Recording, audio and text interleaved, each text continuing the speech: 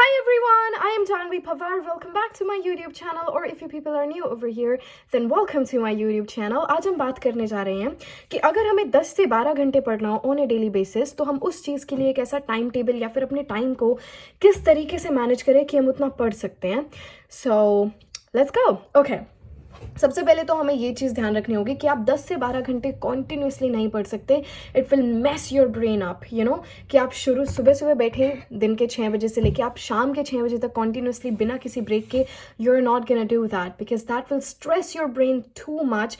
आपको हेडेक होना शुरू हो जाएगी एंड फिर आपको ज़्यादा अच्छा भी नहीं लगेगा ना पढ़ने में. एकदम आपको ये होगा लाइक वाई अगेन. तो ऐसा नहीं करना. What you are gonna do कि सबसे पहले तो आप पूरे 10 घंटे, आपको अगर ऐसा लग रहा है कि आप कॉन्टिन्यूसली बैठेंगे, ऐसा नहीं होगा. आप 1.5 से 2 घंटे पढ़ेंगे, फिर आप 15 या फिर 20 मिनट का ब्रेक लेंगे, फिर आप 1.5 से 2 घंटा पढ़ेंगे, फिर आप 15 मिनट का ब्रेक लेंगे, फिर यही. तो अब इस पूरी वीडियो में मैं अपना ही एग्जाम्पल लूँगी कि मैं किस तरीके से पढ़ती हूँ और मेरा टाइम टेबल क्या होता है, या फिर मैं अपने टाइम को किस तरीके से मैनेज करती हूँ. So let's go. First of all, the mistake we are all committing. हमें टाइम टेबल की ज़रूरत नहीं है. We literally do not need time table. अगर आपके पास टाइम टेबल है कि मैं सुबह 6 बजे से लेकर 8 बजे तक ये पढ़ूंगा, आप डिस्ट्रैक्ट होंगे ही होंगे. फिर आपको लगता है 8:15 बजे से लेके मैं 9 बजे तक ये पढ़ूंगा. आपने कर लिया. आप पूरे दिन में उस पूरे टाइम टेबल को आप कभी फॉलो नहीं करेंगे. मैं अपना एग्जाम्पल ले रही हूँ. मैं अपना एग्जाम्पल क्यों ले रही हूँ? It stresses your brain too much कि अभी ये करना है, अभी ये करना है. क्या होता है कि जब हम एक टाइम टेबल बनाते हैं ना, तो हम अपने ब्रेन को प्रेशराइज कर रहे होते हैं कि इतने बजे हमें ये करने बैठना है, इतने बजे हमें ये पढ़ना है, फिर ये सब्जेक्ट पढ़ना है. So basically we are pressurising our brain. हमारे ब्रेन को हम कमांड दे रहे हैं कि नहीं तो ऐसा कर, नहीं अब इतने बजे ये करना है. तो हम अपने ब्रेन को इतना ज़्यादा फोर्स कर देते हैं, फिर आप डिस्ट्रैक्ट हो जाते हैं क्योंकि हमारा पढ़ने का मन नहीं करता. And we are very very miserable. So never make a timetable. तो करें क्या? सबसे पहली बात, फाइंड अ मोटिवेशन. आपको सबसे पहले तो मोटिवेशन ढूंढना होगा. पढ़ने के लिए कोई आपको प्रेशराइज नहीं कर सकता. मैं यहाँ से आपको नहीं बोल सकती all right go to your study room right now and go study, you know, pick up this book and go study. आप ऐसा नहीं करेंगे. क्यों नहीं करेंगे? क्योंकि आपके पास वो वाली मोटिवेशन है ही नहीं. यू नो, आपका एक मोटिवेशन, मेरे पास क्या मोटिवेशन है? मेरे पास मोटिवेशन है, मुझे उस काम को करने में मज़ा आता है, दैट इज़ माई मोटिवेशन. या फिर इससे अच्छी मोटिवेशन जो मेरे पास है वो है टारगेट सेटिंग. आपको अपना एक टारगेट सेट करना पड़ेगा. मोटिवेशन के साथ साथ ये this is the third point, आप टारगेट सेट करें. टाइम टेबल तो चलता रहेगा. आप जब टारगेट सेट कर लेंगे ना, आप शुरू में 5 दिन का टारगेट लेके चलिए. ओके, कि 5 दिनों में मुझे इतने चैप्टर्स कंप्लीट करने हैं और ये किसी भी हद तक होने चाहिए. तो आपके पास क्या होगा? अब काफ़ी सारों के साथ दिक्कतें क्या आती हैं? अब ठीक है, हमने ये देख लिया कि हमने, ठीक है, 5 दिन का हमारा ये टारगेट है, हमें 5 दिन में इतने चैप्टर्स ख़त्म करने हैं, कर देंगे. अब क्या होता है, हम टारगेट सेट करने के बाद अब प्रॉब्लम क्या आती है कि टारगेट तो सेट कर दिया, हो जाएगा ना, 5 दिन की बात है, अभी एक और दिन जाने देते हैं, एक और दिन, अरे ये सिर्फ एक दिन का बात है. तो लास्ट मिनट पर आकर हम उस काम को करते हैं. उसमें क्या करते हैं? हम प्रोक्रास्टिनेशन करते हैं. What is procrastination? बार बार काम को टालना किसी ना किसी बहाने के साथ. छोटा सा काम है, हो जाएगा. थोड़ा छोटा काम है, हो जाएगा. I am gonna do it in just 1 day. हम ऐसे बार बार एक्सक्यूजेस बनाते रहते हैं, अपने ब्रेन को समझाते रहते हैं नहीं हो जाएगा. अंदर ही अंदर से हमारा मन होता है कि यार 5 दिन है, 5 दिन में इतना सब कुछ करना है. फिर हमें लगेगा कोई बात नहीं, एक दिन और एक्स्ट्रा ले लेंगे. So what are we doing wrong? हमारे पास वो मोटिवेशन ही नहीं है. हमने टारगेट भी सेट कर लिया कि हम 5 दिन में इतने काम करेंगे, पर हमारे पास मोटिवेशन नहीं है कि हम वो टारगेट कंप्लीट क्यों करेंगे. What is the target? What is the motivation? मेरे पास क्या मोटिवेशन है? मेरे पास मोटिवेशन है मुझे आगे एक्सेंट में कुछ करना है. मेरे पास मोटिवेशन है मुझे इस यूनिवर्सिटी से ये कोर्स करना है because it's very important. I really really love to go there. तो वो वाला मोटिवेशन. या फिर किसी के लिए उनके पेरेंट्स मोटिवेशन होते हैं कि आपके पेरेंट्स ने आपको इतना पढ़ाया, अब आपको अपने पेरेंट्स के लिए कुछ करके दिखाना है. तो कुछ लोगों के लिए पेरेंट्स मोटिवेशन होते हैं, कुछ लोगों के लिए उनकी खुद की क्यूरियोसिटी मोटिवेशन होती है. अब जैसे मेरे पास आते हैं अलग अलग क्वेश्चन आते हैं, कभी किसी एक्सेंट से रिलेटेड है, कभी कुछ लिंग्विस्टिक्स से रिलेटेड है, कभी कुछ वर्ड से रिलेटेड है. सो वो क्यूरियोसिटी कुछ लोगों को ड्राइव करती है. कुछ लोगों का पैशन होता है किसी चीज़ में, यू नो, जैसे सिंगिंग का पैशन होता है कुछ लोगों को, किन्हीं को डांसिंग का पैशन होता है. वो पैशन उन्हें ड्राइव करता है. और जो लोग पैशनेट होते हैं ना किसी चीज़ को लेकर, उन्हें टाइम टेबल की या फिर टारगेट की ज़रूरत नहीं होती. वो बस अपने पैशन को फॉलो करते रहते हैं. उन्हें नहीं फ़र्क पड़ता कि अभी क्या टाइम हुआ है या फिर अभी क्या टाइम नहीं हुआ है. They don't care. तो passion, curiosity, your parents can be your motivation, basically motivation.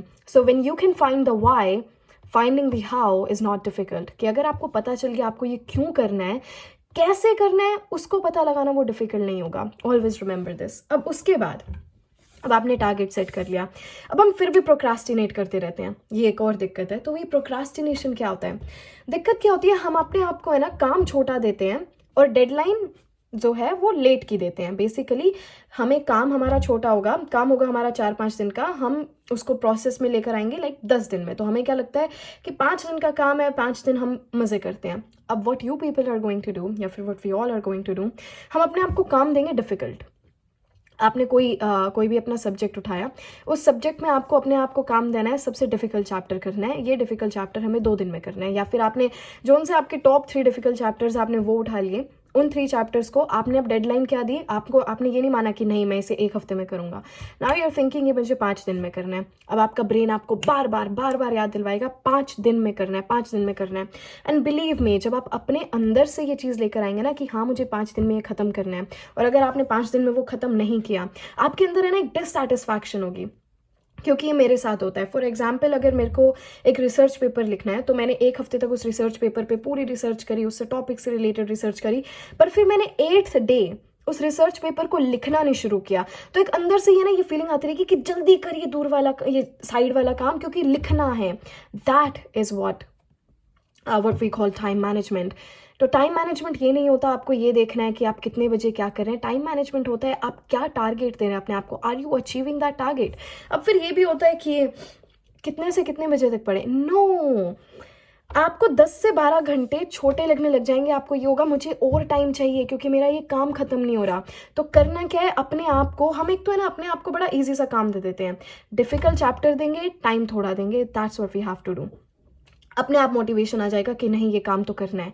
फिर आपका जब वो 5 दिन खत्म हो जाएंगे, आप 6th डे फिर अपने आप को कोई टास्क देंगे। नहीं तो क्या होता है, काफ़ी बार हम एक टारगेट पूरा कर लेते हैं, उस टारगेट को पूरा करने के बाद हमारे साथ होता है finally we are all done, और फिर हम उस काम को छोड़ देते हैं, फिर हम अपने we are back to square one and yes all right everything done, तो हम काफ़ी चिल हो जाते हैं। नहीं, फिर आपको एक नया टारगेट देना है अपने आप को कि इतने दिन में मुझे ये अचीव करना है।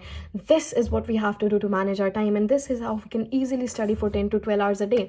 और जब आप अपने आप को ऐसा टारगेट देंगे ना और आपको लगेगा मुझे अचीव करना ही करना है, आपको फिर लगने लगेगा मुझे ऐसा लगता है कि 23 घंटे भी कम है, बिलीव इट और नॉट। उसके बाद अब होता है कि जब आपने अपना टारगेट सेट कर दिया, दिक्कत क्या आती है कि हम टारगेट सेट करने के बाद है ना, हम उस टारगेट को सीरियस तो लेना ही लेना है डेफिनेटली, पर हम इतना सीरियस ले जाते हैं कि हम रात को जब सोते हैं तो हमारे दिमाग में वो चीज़ घूमती रहती है। Please don't do that, speaking from a personal experience. रात को सोते टाइम जब भी अगर आपको 3 बज रहे हैं रात के या फिर 2 बज रहे हैं and you have you want to watch something, आपको कोई कॉमेडी शो देखना है, कोई सीरियल है आपका फेवरेट है, watch an episode of that, it's gonna help you a lot. आप उसका एपिसोड देखिए सोने से पहले। क्यों देखिए? Because that is your prize, कि आपने पूरे दिन इतना काम किया, ये आपका प्राइज है। आप खुद को प्राइज दे रहे हैं कि आज मैंने इतना काम किया, so you have that satisfaction. तो वो देखते time you will be happy. So always stay relaxed. One more thing and this is the last point, जब हम काम करते हैं ना किसी भी चीज़ को लेकर, तो किसी भी चीज़ में हमारे पास काम करने के लिए 2 ऑप्शंस होते हैं। एक होता है हम उस काम को रोकर कर सकते हैं, एक होता है हम उस काम को खुश होकर कर सकते हैं। तो क्यों ना काम को खुश होकर किया जाए। बिलीव मी, आप ज़्यादा प्रेशर लेके करेंगे कि नहीं ये तो काम करना ही करना है, ये टारगेट तो अचीव करना ही करना है, या फिर ये टारगेट अचीव हो जाएगा, इट्स ईजी, तो आप जितना खुश होकर करेंगे ना वही चीज़ आपके पास आएगी। मैंने एक कोट पढ़ी, मेरे पापा ने मेरे पास भेजी हुई थी, उसमें लिखा हुआ था कि आज तक आपके पास जो भी है वो वही सारी चीज़ें हैं जो कभी आपने सोची थी या फिर कभी आपने दूसरों के प्रति ऐसी चीज़ें दिखाई थी। फॉर एग्जाम्पल, अगर कोई आपसे प्यार करता है तो आपने कभी किसी को प्यार दिखाया, प्यार आपके पास लौट कर आ गया। अगर कोई आपसे हेट करता है, आपने किसी को हेट करी, हेट आपके पास लौट कर आ गई। सो बेसिकली आप जितना खुश लगेंगे अपने काम के प्रति, आप जितना खुश होंगे, काम उतनी जल्दी होगा। आप जितना मिजरेबल होकर काम करेंगे उतना ही आप मिजरेबल होते जाएंगे, उतना ही काम आपको डिफिकल्ट लगना शुरू हो जाएगा। So always be chill, be happy and follow all of these tips. Believe me, it's very easy to study for 10 to 12 hours a day. और 1 हफ्ते में आपको एकदम ऐसा लगने लगेगा कि यार ये तो कम है, इतने में तो मेरा टारगेट होगा ही नहीं, अब आप और ज़्यादा आपका पढ़ने का मन करेगा। So never set a time table, क्योंकि उससे आप डिस्ट्रैक्ट होंगे ही होंगे। अगर फ़ोन भी आपकी डिस्ट्रैक्शन है, पहली बात तो ये, जब आपके पास मोटिवेशन होता है, आपके पास पैशन होता है, या फिर जब आपके पास टारगेट होता है, फ़ोन जैसी चीज़ों पर आपका ध्यान नहीं जाता, ओवर थिंकिंग पर आपका ध्यान नहीं जाता। क्योंकि जब हम पढ़ रहे होते हैं और एकदम से हमारा दिमाग कहीं और चला जाता है, फिर हमें क्या लगता है कि नहीं ये मैंने क्या किया, मेरे को तो ये टारगेट अचीव करना था, एकदम से आधा घंटा वेस्ट कर दिया, तो वो अंदर से एकदम से आपका ब्रेन आपको याद दिलवाएगा तुझे ये करना है। सो ये चीज़ें आपको कभी भी डिस्टर्ब नहीं करेंगी। So stop googling on your internet या फिर stop googling on your Google कि हम फ़ोन को कैसे हटा सकते हैं, डिस्ट्रैक्शन को कैसे हटा सकते हैं। जब आप खुद में आपके पास एक क्लियर थॉट होगा, जब एक क्लियर गोल होगा, एक क्लियर टारगेट होगा, ये सारी चीज़ें आपको डिस्टर्ब नहीं करेंगी। इन सारी चीज़ों को तो आप दूर करेंगे क्योंकि नहीं भाई मुझे ये काम करना है, I don't care about these things, this is what you have to do and this is it. Thank you so much everybody for watching. I am Sanvi Pawar. Gonna see you people in the next video. Bye everyone, stay safe.